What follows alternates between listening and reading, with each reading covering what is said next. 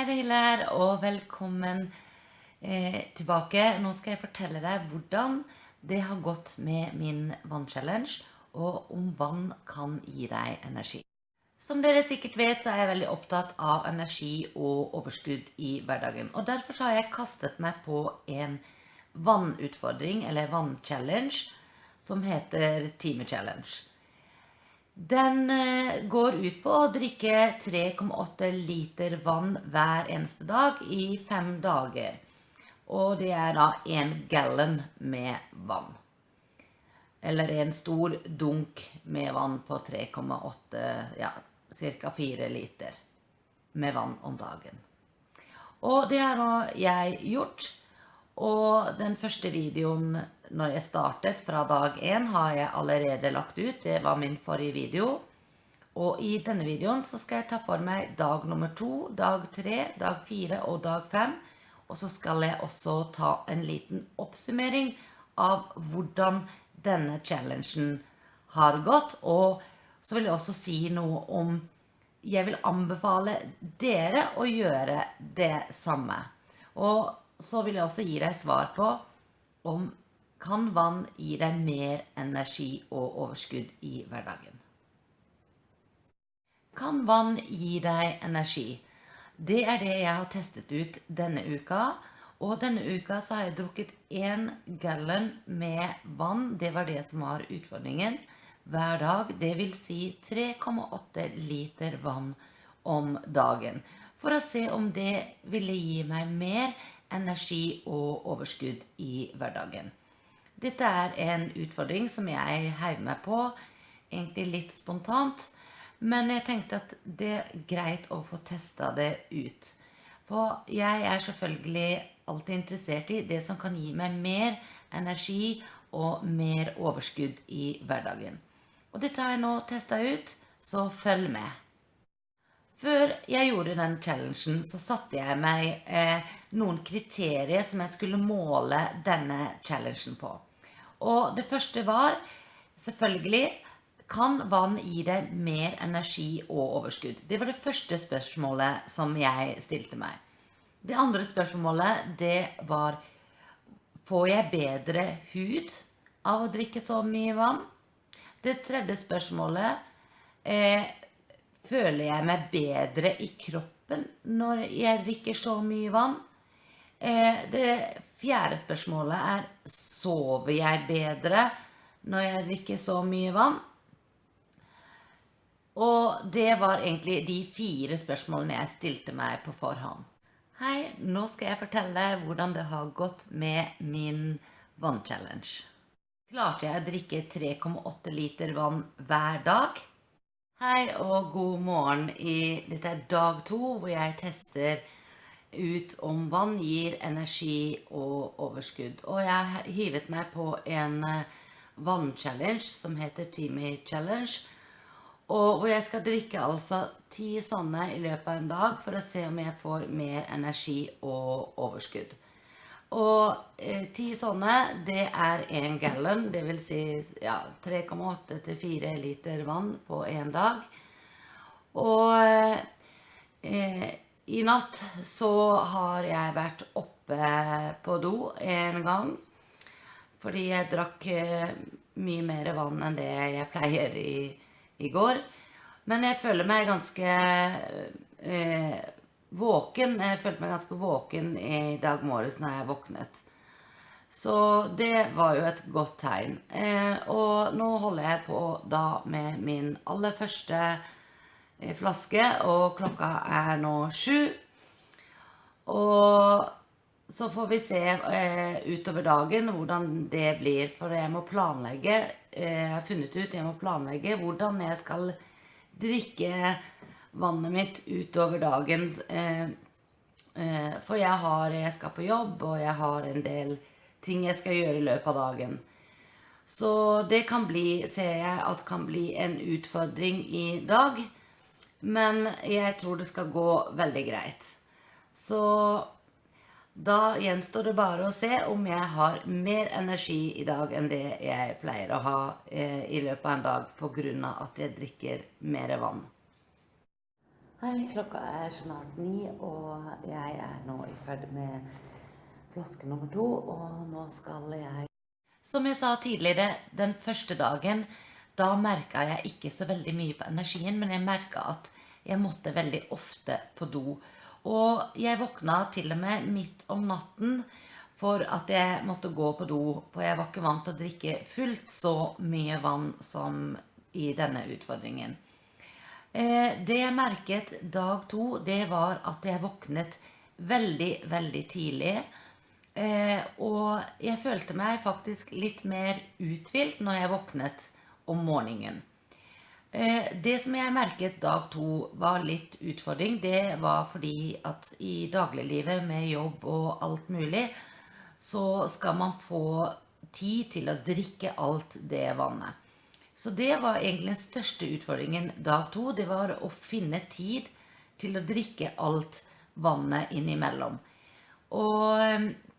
Men det gikk, jeg kom meg i mål dag 2, og jeg merket faktisk litt utover dagen at jeg følte meg ikke så trøtt på de tidspunktene som jeg vanligvis pleier å være trøtt på. Jeg følte meg litt klarere i hodet, og generelt litt mer energi utover dagen.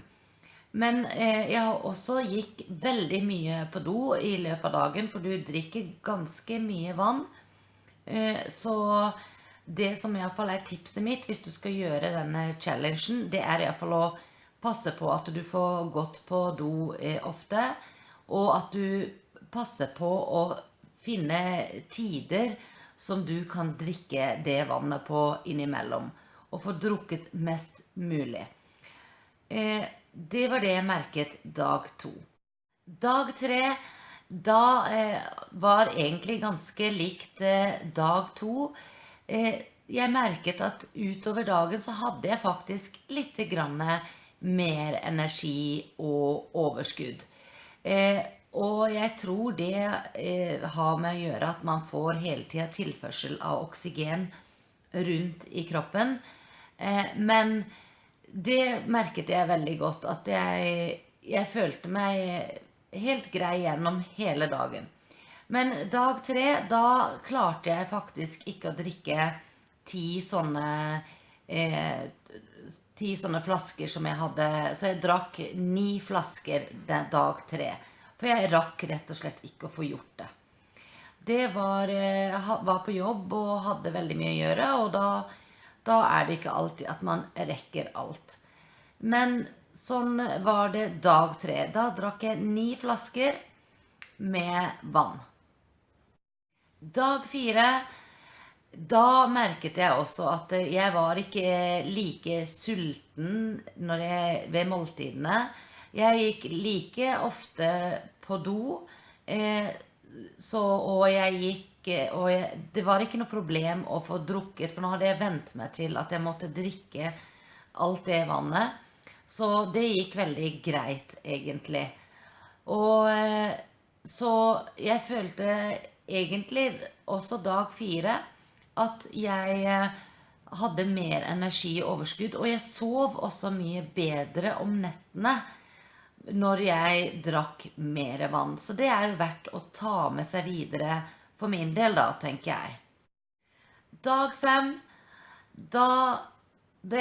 det var i grunnen nesten som dag 4. Jeg sov veldig godt om natten. Jeg var ikke oppe på do natten til dag 4 og natten til dag 5. Det var kun de 2 første nettene at jeg var oppe om natten. Men jeg var flink med å drikke nok utover dagen, og sånn at jeg fikk drukket jevnt utover hele dagen. Og det tror jeg litt sånn clue hvis du skal ta en sånn vannchallenge, eller hvis du skal drikke dobbelt så mye vann, at du får drukket mest mulig jevnt utover dagen. At ikke du drikker plutselig 2-3 flasker på en gang, og så det mange timers opphold, og så drikker du igjen. Så det gikk i grunnen veldig, veldig greit. Og når jeg passet på å drikke utover dagen, så følte jeg også at energien min var mer jevn. Så det vil jeg absolutt anbefale å drikke litt mer vann i løpet av dagen. Jeg tror bare det er sunt. Og jeg følte meg også mye bedre i magen. Jeg ble heller ikke så sulten ved måltiden. Jeg spiste mindre. Og det er klart at det fyller jo opp magen, ikke sant? Så du får en slags metthetsfølelse når du drikker så mye vann. Og det renser kroppen. Og jeg merket også dag 5 at jeg svettet faktisk mye mer enn normalt. Men det tenker jeg, det er en renselsesprosess i kroppen. Og jeg har ikke noe annet å si enn at jeg vil absolutt anbefale alle å ta en sånn 5 dagers vannkur eller challenge, eller hva man skal kalle det. Eller gjøre det jevnt over hvis man har mulighet til det. For jeg kjente at det faktisk ga meg mer energi i hverdagen min. Jeg følte meg bedre, jeg følte meg klarere i hodet, jeg sov bedre. Det eneste aberet var jo at jeg måtte gå så ofte på do, det må jeg si. Det var det eneste aberet. For det må man jo ha tid til hvis man skal gjøre denne vannkuren. Men ellers så var det en kjempeflott opplevelse, og jeg anbefaler alle å gjøre dette. Og jeg vil bare gjøre oppmerksom på at jeg får ingen penger for å anbefale denne kuren til noen. Dette er noe jeg har gjort helt spontant for min egen del. For jeg synes jeg liker å teste ut det som gir meg mer energi og overskudd i hverdagen. Og som en liten oppsummering så vil jeg også si at jeg følte at huden min ble bedre når jeg drakk mye vann. For det var jo et av de spørsmålene som på en måte kom fra flere, så jeg i challengen, om det var, som har vært med på denne vann-challengen. Mange har kommentert at de følte at huden deres ble bedre, og da tenkte jeg at det må jeg huske å nevne også, at det synes jeg faktisk også at jeg følte meg bedre i huden, og jeg følte meg lettere faktisk i kroppen, til tross for at jeg hadde helt inn på så mye vann hver eneste dag. Så absolutt, vannchallenge, det kan du trygt gjøre, og det anbefaler jeg deg å gjøre videre også. Så hvordan klarte jeg meg i denne vannchallengen? Dersom du er ny på kanalen min, så abonner gjerne og trykk. Jeg blir kjempeglad hvis du liker på denne videoen. Og så se gjerne også de andre videoene som jeg har lagt ut, så blir jeg kjempeglad.